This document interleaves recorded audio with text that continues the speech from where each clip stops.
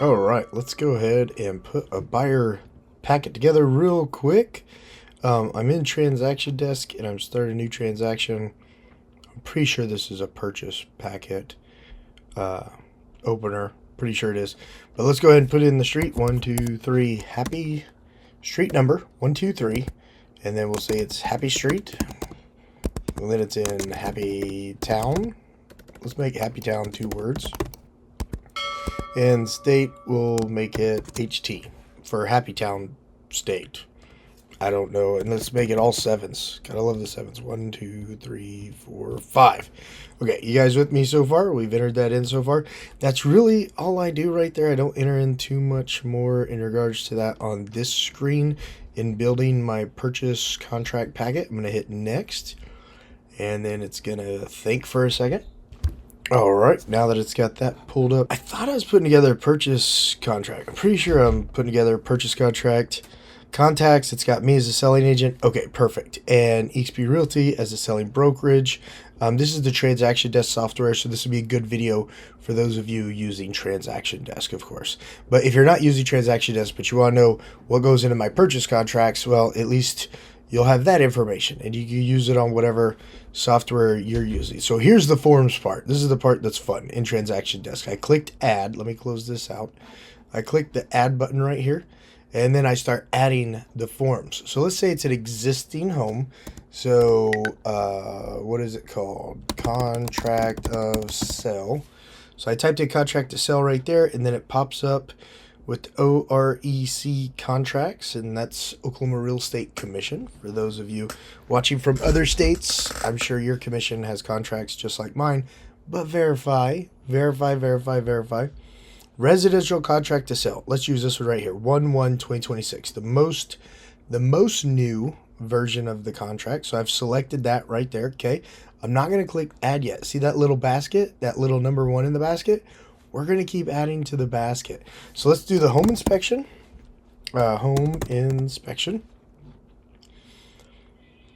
OREC for your protection. Get a home inspection. I'm going to select that one. And then right here, I'm going to do wire fraud. Always want to get the wire fraud in there. So OREC wire fraud document. Let's say they're using a conventional loan. So I'm going to type in convent, and right here is the updated conventional loan one. I'm going to select that. See how every time I select it, that number goes up? And then we need to do an estimated cost to buyer.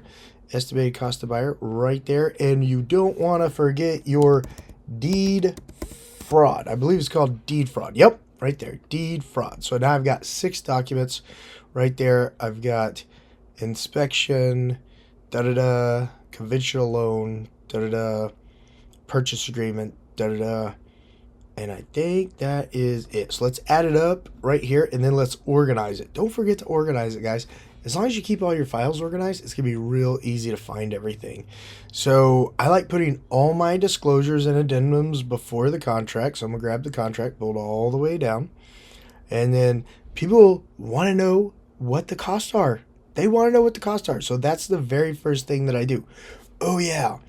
I've already done the buyer broker agreement with all the buyers, that the team of agents that I'm working with and the referral agents that I'm working with. I've already done that part, but I'm going to go ahead and add the broker disclosure here, because when I get a customer that calls in off of my YouTube channel, off of a referral from another past customer, anything like that, I do the consultation with them virtually, and I get all the documents signed that I need to. Like even this deed document signed, and even the estimated cost to buyer is already signed before any of the agents that I work with are in the car showing houses. I want all of that put together so there's no question about our relationship with the consumer before someone's showing them houses. Let's go ahead and add the broker, the buyer, the selling broker disclosure form. Let me click add right there, and then broker disclosure of seller, disclosure to buyer broker duties. I'm going to add that. Don't forget to add the compensation agreement, the compensation supplement, Compensation supplement. If you're in the state of Oklahoma, make sure you add that too. Okay, and like I said, I want the contract last. I want the estimated cost first. I'm going to raise up the broker duties right there. I'm going to be sure that they get their home inspection, their wire fraud right there. Conventional loan. Let me zoom in on this a little bit more so it looks bigger. I've got the conventional loan. Now that we're going to start getting into the details of these documents. Conventional loan right there. Deed fraud. Oh, that's more of a disclosure. Let me raise that above the conventional loan. So now I've got the Cooperative Compensation, conventional loan, and contracts. Let's go through those one more time. Okay, estimated cost to buyer, disclosure of buyer broker duties, home inspection report, wire fraud advisory, deed fraud notice, cooperative compensation, conventional loan, and residential contract. So those are the basic documents that make up my purchase agreement. Now, you'll also have the property disclosures in here too. But this is 123 Happy Street. It's a fake address, so I don't have disclosures to put in there, and I can't use someone else's disclosures because then the internet will take this down because I'm giving personal information about a property on the internet. We're not going to do that. But you'll also have your property disclosures in here too. So let's hit next. And we've got our documents. So, we need to go back. Okay, remind me to go back to the contacts, because the contact step, you add the buyers and the sellers. I can't believe I forgot that. So documents, here is where the property disclosures would be.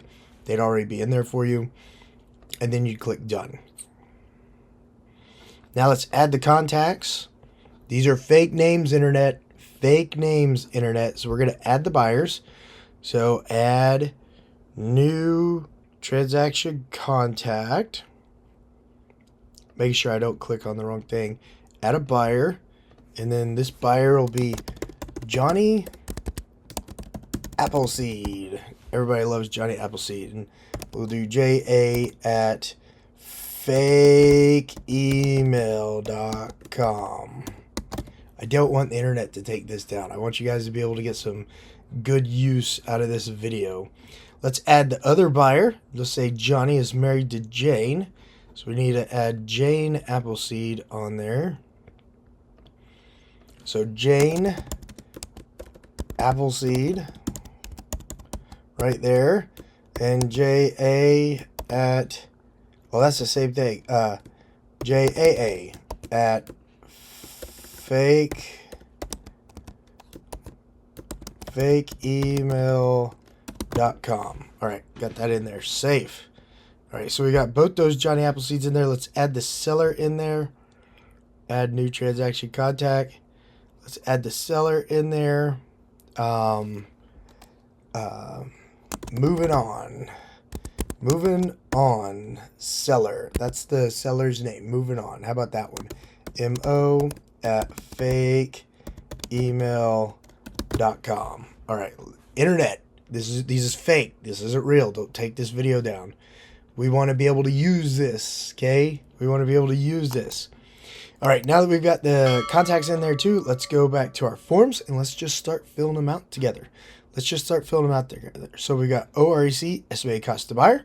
And let's say they're buying an Edmond home for, I don't know, $500,000. Let's say it's an Edmond house for $500,000. So we'll have a $500,000 property right there, and then 20% down. Where is my handy dandy calculator?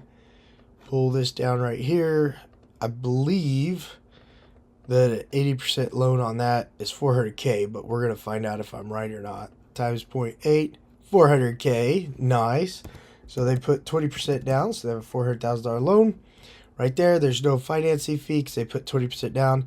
And let's say they're going to close this loan on June 30th. So right in the middle of the month, right at the 6-month mark. It'll make it easier for the taxes and everything else. So conventional loan with 20% down. They're putting $100,000 down. Right there. Commissions. Commissions are negotiable, guys. Commissions are negotiable. I'm going to put a number here. And I'm not price fixing. Not doing anything like that. I'm putting a number here. You pick whatever number you want. I'm doing this for educational purposes only. Okay? educational purposes only. So 3% commissions. And then this is what I write right here, because the buyers pay the commissions. We've already negotiated that on the buyer consultation. This is what I put in the estimated cost to the estimated cost of buyer form.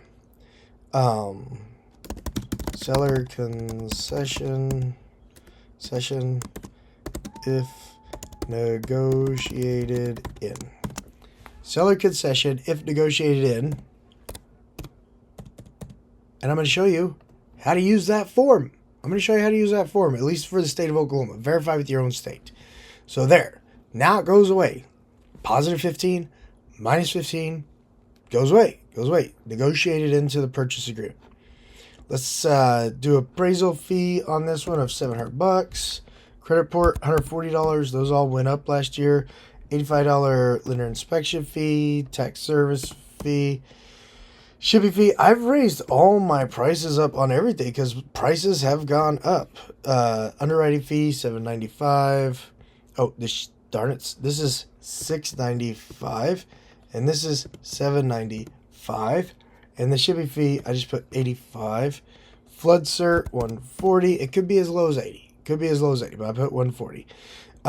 Prepaid interest, let's say they're doing 6.5% interest. Let's get my handy dandy calculator back out. 400,000 times 0.065 is $26,000 a year in interest. Divide that by the amount of months per year, and you get $2,167 a month in interest. So I'll just put 2,167 right there for 30 days interest. Divide the 2,167, divide that by 30, and you get $72.23 per day. So 72.23 per day. Hazard insurance, it's Oklahoma, guys, most expensive state in the union for insurance on a $500,000 house. I'm just going to put a $4,500 a year annual policy. That could be low, could be high. Every property is different. Every insurer is different. Every insuree is different. I don't know which one that is. So hazard insurance, 45 divided by 4, because it says 3 months. So I just take 4,500, divide it by 4, because 4 divided by 12 is 3. So that's why I just divide it by 4. So I get 1,125, 1,125 right there. County property taxes. This is Edmond property. I'm gonna guess that's probably $7,500 at minimum. Let's say 7,000. Let's say 7,000. So let's say 7,000 divide by 4, and you get 1,750 right there. And that's how I do the first sheet on the estimated cost of buyer. If that was too fast, just rewind it, play it again. Take some notes, print it out, take a pen, take some notes. Take these formulas that I tossed into the calculator as notes. Scrolling on down to the title company charges. I'm going to say this closing fee is $250.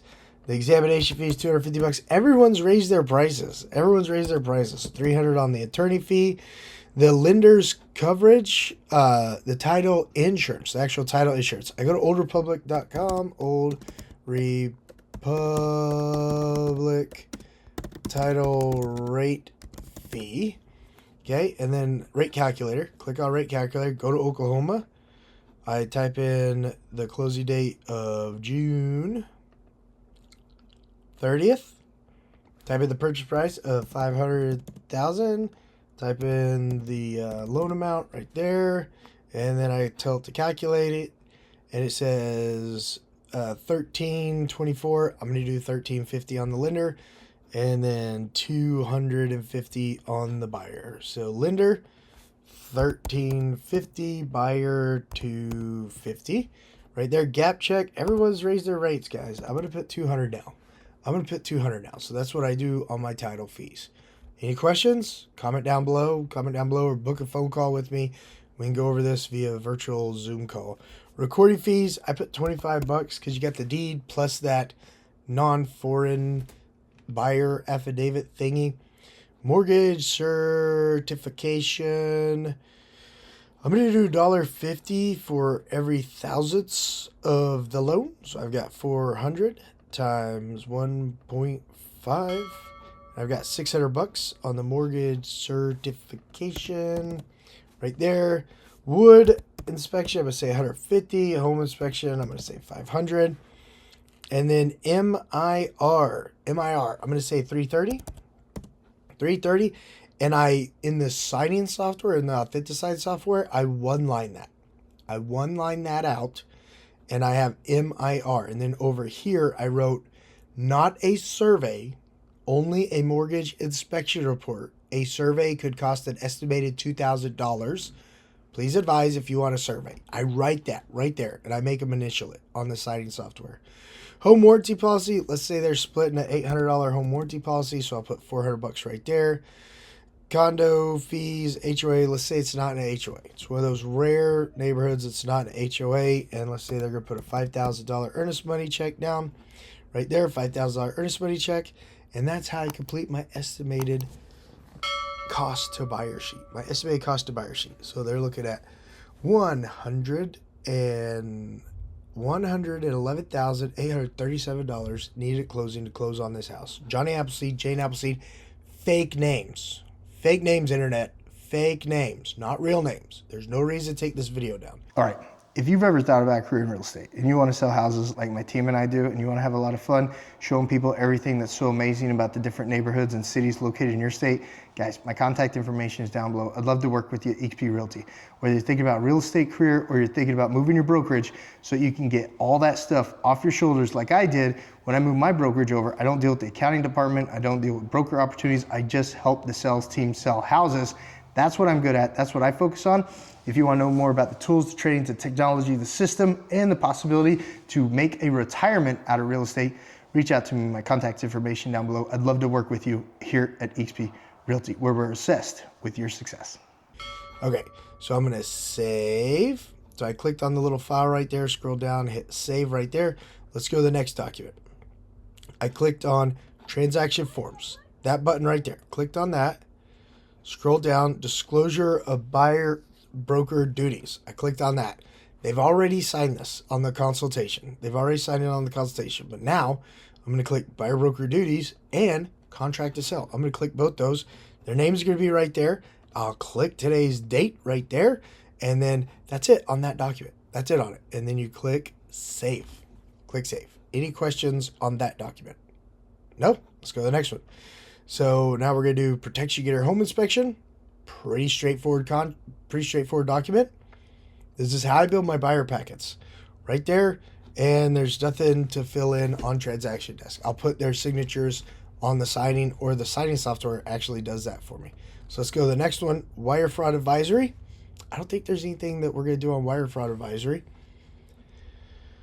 Scroll on down. Nope. Nothing to do. Nothing to do. I'll put their signature there, and I'll print their name from the Authenticide. I could just use printed name and put that in right there. I don't even have to waste time typing it here, because it's faster to do the Authenticide printed name there. Let's go to the next document. Deed fraud notice. I don't think there's anything on that one either. I'm showing you how I build my buyer packets. It's so simple, so easy. You could do this underneath the awning at an OnQ or 7-Eleven. So there it is right there. In the signing software, I'll put their signatures there. But this is the new Oklahoma deed theft risk notice. Deed theft risk notice. Open this up. Scrolling down. Cooperative compensation. Make sure you fill this out or you won't get paid. Make sure you fill this out or the seller won't be paying you. The buyer will have to pay you. And if the buyer on the estimating that the seller thought the seller was going to pay you, then you may not get paid. So be sure to plug this in. Commissions are negotiable, everybody. Commissions are negotiable. Put in there what you're charging on whatever your buyer consultation negotiated fee was when you met with the buyer. Put in there whatever you negotiated. Make sure it's got the seller's signature, and the seller's broker's name. No name broker. Make sure the seller's broker's name is there too. And that's how you fill that document out. Make sure their names are there. And then save it. File, save. And let's go to the next document, conventional loan document. This one's important. Make sure it's filled out correctly. Even though these customers are putting 20% down, I'm only going to put that they're putting 5% down right here, because look at this. The contract is contingent upon the buyer qualifying for a loan in the amount of blank. So if the number's higher, the buyers have more protection. So let's say it's a $500,000 house, like we've been saying this whole time, times 0.95, 475. So they got to qualify for 475K loan. Okay, it's not going to mess anyone up. Got 10 days to do all this. Da da da da da. If there's additional financing provisions that you want to add to it, add it right here. Add it right here. If there's not, don't. If there's not, don't. Make sure you got their names on it, names on it, names on it, da da da, and they'll initial down at the bottom on the signing software. On the bottom of almost every one of these pages, they'll initial. Any questions on the conventional loan addendum, put them down in the comments below, or book a virtual call with me so we could go over a screen share and work on it one-on-one. Save this. Now let's go over to the purchase agreement. Residential purchase agreement. Okay, take a big deep breath. Let's go through this. I'm going to show you how to fill this out in like 5 minutes. Okay. It's a property that has the disclosure and they read it. So click that one. Property was built after 1978 and it's exempt. Click that one. Click the one that's applicable. Click the one that's applicable. Go down here. Make sure you click conventional loan. Make sure you click Cooperative Compensation Supplement. Now, if you did an HOA, if there's an HOA in there, click the HOA addendum. Click that one right there, HOA addendum. If it's any other type of loan, click the other type of loan. If you're sending over the proof of funds or the loan pre-qualification letter, click that one too. Never send an offer without the proof of funds. Always send the offer with the proof of funds. That way the seller knows that you got a real buyer. Go down here, property is located, let's say it's located in Oklahoma County, and the legal description, let's say it's lot 15. Lot 15 of block 2. Oh, let's do block 1. Block 1 of Happy Days neighborhood. I don't think it would say neighborhood. It would say Happy Days addition. That's what it would say on the tax record. Addition. Right there. Okay? 1, 2, 3. Happy Street. Happy Town. It's in Happy State. And then 777. Okay. Purchase price. It's $500,000 house. They want to buy the house. They don't want to just pretend to buy it. They want to buy it. So they're offered $500,000. They're going to put $5,000 in a trust account of whatever title company is closest to the property or whatever title company the buyer wants to choose. When I tell the buyers which title company you want to choose, here's some that are close to the property. The reason I say close to the property is on the final walkthrough, your drive from the house to the closing is shorter, and from the closing to the house is shorter. So we just pick whichever closing company is closest to the house. So let's say it's OKC Abstract, and then let's say it's over by the Lakeside, the Lakeside office right there. So right over the lake, beautiful office, beautiful office.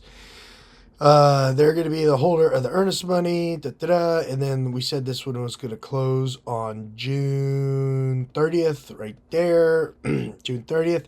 Scrolling on down, I'm talking to you as agents filling this out, okay? I'm not explaining the contract to you as a buyer.